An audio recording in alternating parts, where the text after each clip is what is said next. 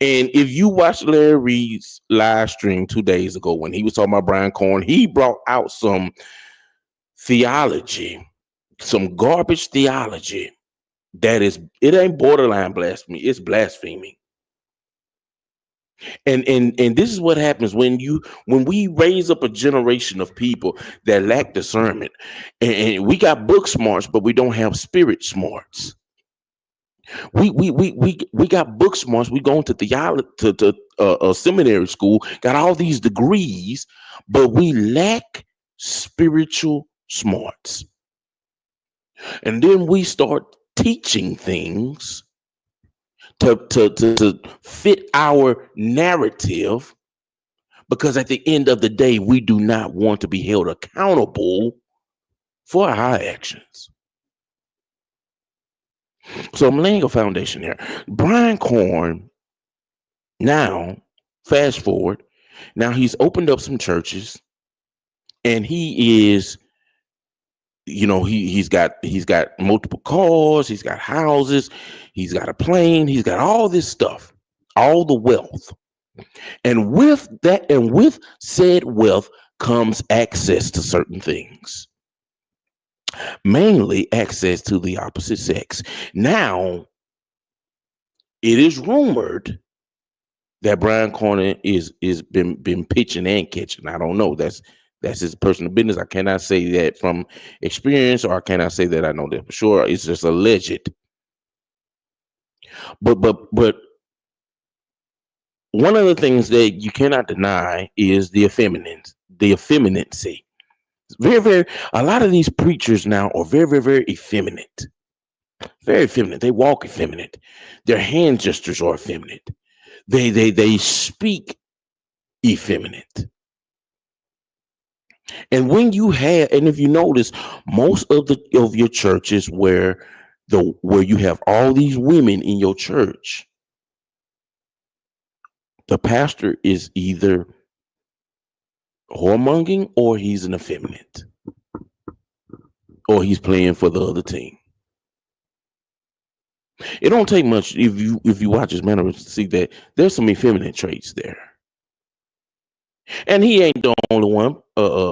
Matthew Stevenson, same way, effeminate, same way.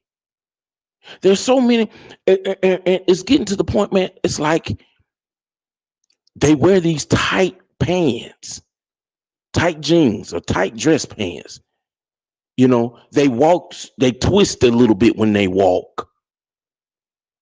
And you better believe that they all run together. They all run together. Because birds of a feather, they do flock together, whether you believe it or not. Good to see you, Mario Brinson. Please let me know where you're watching from. Please. Marlo Brinson, forgive me. Let me know where you're watching from. So, here lately, there's a young lady that came out on Brian Corn. Remember, I told y'all, with the wealth and with the so-called power and influence and all this comes comes access. And when you get access to certain things. Brian Corn has not, and many others like him, they stay in scandal. If you watch, they get in scandal every few years. The last time Brian Carn was in scandal was with what was his name? Bishop. I forgot his name. He had slept with Bishop Senegal, messing with Bishop Senegal's wife.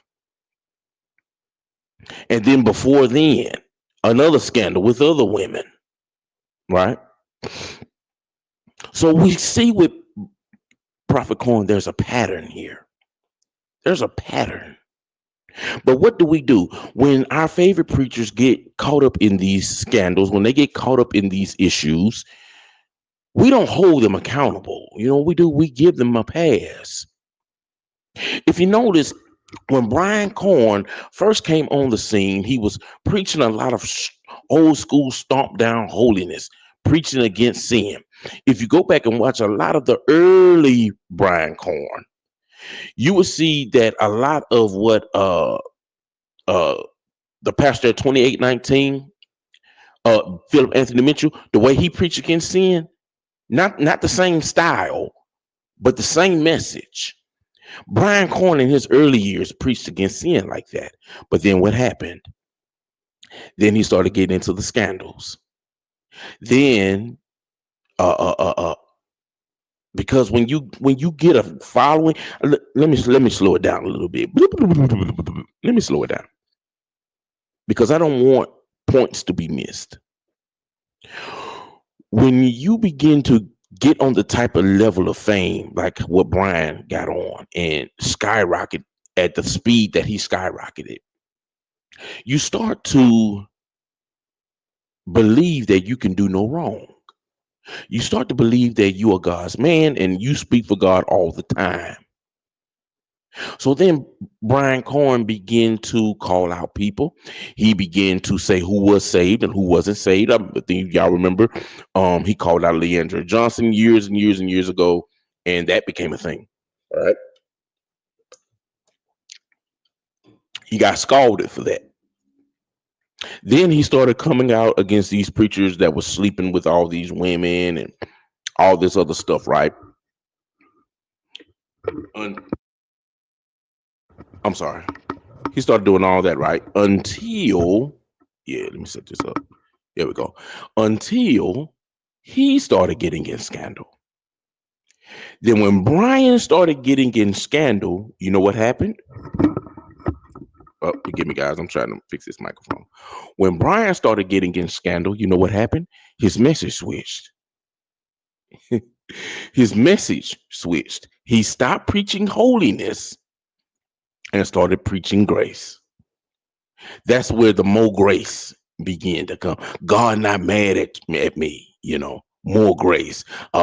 Heaven's not mad at you, you can't be healed. They can't, don't let nobody hold you against what God has moved on from. All of that message, when he switched that message, then his church began to boom. Because now you're preaching and teaching a message of no accountability for your wrong, no accountability for my wrong. This is what happens when you teach grace like it's a rubber band, when you stretch it like it's a rubber band.